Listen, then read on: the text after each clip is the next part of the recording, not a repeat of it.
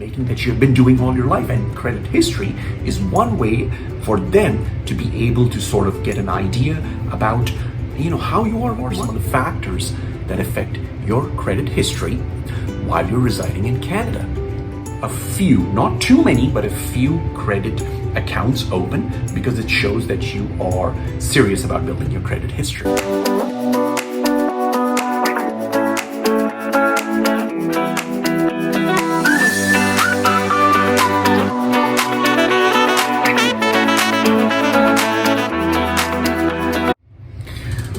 What's up everyone? Welcome back to Canadian CM, my YouTube channel. And today's vlog is going to be about another important topic that is of concern to everyone that's living in Canada. And what is this topic, you might ask?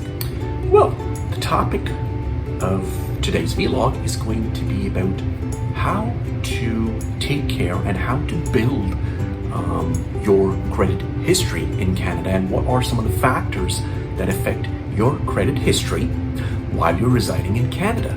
Credit history in general is a very popular topic all over the world, and more specifically I would say in North America, where there's a history of having a credit building system and a history of taking credit. Individual customers, businesses, everyone relies on credit in North America, in the US and Canada. And the US system is quite similar to Canada. In fact, there's a lot of overlap in the systems and the underpinnings behind what goes into a credit history in both Canada and the United States. And we will only be focusing on how to sort of address and look at and review your credit history while you are making purchases in Canada. Now, one of the things that I want all my viewers out there to remember is that I'm not a financial consultant, okay? And I don't pretend to be one. I do offer a lot of, I would say, experience-based advice on things that you can consider while you are making decisions.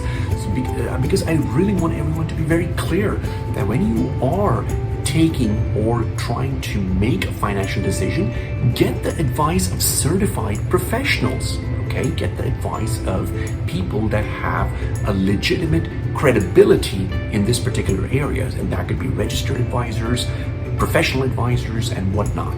Perspective, I'm giving you something that I have gone through, and I want all my viewers out there to sort of learn from it, benefit from it, and use it in addition to professional advice that they get from their licensed advisors, and just take my views as my opinions. Talk a little bit about why is it important to have a credit history, and what is a credit history. First of all, let's start with that. So the first thing that I want everyone to sort of know is that in Canada, and also to more of an extent in the US as well, credit history is part of how you are,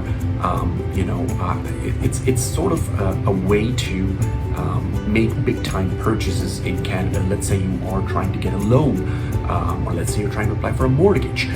Credit history is a way, and your credit is a way of judging you from an independent and from sort of like a benchmarking perspective to see how risky you might be once you're being given a loan or credit, or before you're given a loan or credit. What is your risk profile? Because remember, money is a sensitive topic, and anyone that's going to give you money, especially any financial institution, they need to know whether you are, what are your, what is the pattern of spending or savings or financial decision making that you've been doing all your life. And credit history is one way for them to be able to sort of get an idea about, how you are with money in general. One of the tools that I use in, keeping track of my credit history is from this particular website, and I'll put this down in the links as well. It's called Credit Karma. It allows you to keep track of your credit score. And what is a credit score? Well, a credit score is actually a score that is given from 0 to 800, I believe, if I'm not wrong. Let me check. 0 to 900, wanted to, I have my notes right here as well, 0 to 900, and generally the higher the credit score, the better your chances of getting approved for credit, getting a mortgage application approved, and so on and so forth. So when you are residing in Canada, if you have not already done that, or if you know, a lot of people do know about Credit Karma. I would say I didn't know when I initially moved here. So if you're a newcomer, and if you're initially, you know, if you're trying to get an idea about your credit history and you have recently moved here, or you're not aware of Credit Karma, it's one of the applications that you can download, creditkarma.com. You can go ahead and sign up for it and get a free credit report and sort of keep checking your credit score as well. Now, there are 3 things in the Credit Karma credit report that can help you know where you're heading and how you're doing, you know, financially in terms of your credit history. And let's look at these 3 sections right here. These 3 sections, they're quite critical, and it's nicely, once you look at a Credit Karma report, you will know what I'm talking about.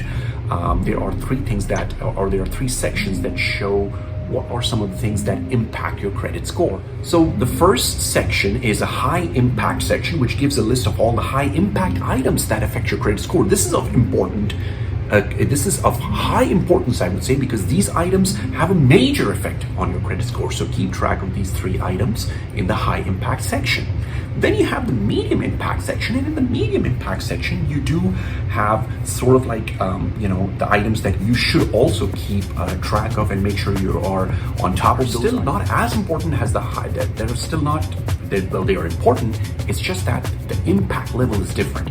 The medium impact items have a medium level of impact on your credit report. The high impact items have higher impact on your credit report. So remember that distinction. And then you have the third section, which is the lower impact items, and these items have the least impact on your credit history, but they're still important as well. So 3 sections in a credit history report in Credit Karma. There's 3 sections: the high impact section, the medium impact section, and the third one is the low impact section.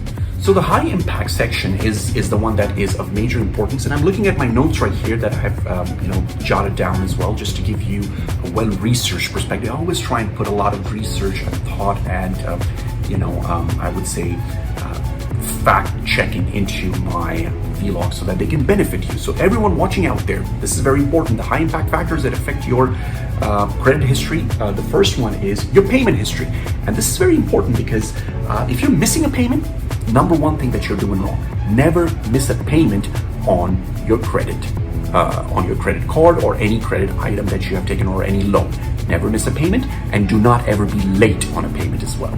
The second item that is of importance is credit utilization. Credit utilization refers to the idea, or refers to sort of I would say refers to how much are you using your credit card. Let's say, for example, you have a $2,000 credit card and you're using $1,000 of that credit card on a regular basis. More or less, you're using $1,000 on that credit card. So your account balance, usually what you owe on the credit card, if it's $1,000, we would say that your credit utilization score is 50%. Now, ideally speaking, keep this less than 35% or around 35%. It will just show that you are not using too much of your credit, you're using it in a nice and smart manner, and that you're keeping enough credit open on your credit card or your credit facility so that you have a buffer. So make sure your credit utilization score is low, not high. Keep it lower, around 35 to 40%, and that will positively impact your credit score. The third high impact factor is to make sure that you have no derogatory items or I would say public convictions or criminal cases on your record. So make sure that you have not gone bankrupt and all those things. You have not defaulted on your loans, because that also affects your credit history. So that's the third high impact item that affects your credit history in Canada. What do you think of this vlog, guys? Are you learning something from this vlog? Do you find this beneficial? Mention in the comments. Did you know about these things, about how to maintain your credit history in Canada? And what do you think of these items? What are your thoughts? What are your comments? Do you think these items that I'm mentioning in this particular vlog, do they have an impact on your credit score? Have you tested them out? Let me know in the feedback, in the comments. I'd love to hear your comments. Look at the medium impact section, and I'm looking at my notes here. Just make sure that you, in the medium impact, make sure there are no hard inquiries a lot of hard inquiries in your credit report. And what do I mean by a hard inquiry? Well, whenever you apply for a credit card or a loan application, remember, whoever you're applying to, let's say you're applying to a retailer to get their credit card or their credit facility, they will do a credit check on you. Okay, so that's called a hard inquiry, where they're checking with the credit bureaus to see how is your credit score, how is your credit history, and based on that they will approve that credit score. So make sure there's not a lot of hard inquiries on your credit report. The second medium impact factor that has that's a factor that affects your credit score and credit history is the fact that do you have how long have you been having a credit record in Canada, right? How long have your bank accounts been open? How long has your credit card account been open in Canada? How long have you been actively using credit in Canada? So the credit age is another important aspect that affects your credit score. And I'm going off of the Credit Karma report that I have right here. So this information is mostly taken off the template that is presented in the Credit Karma website. Again, link is down in the description. If you want to set up a free account on Credit Karma, you can go ahead and do that. And if you're living in Canada, I think probably in the US as well, but definitely in Canada, you can check out your credit score for free in Credit Karma on the Credit Karma website.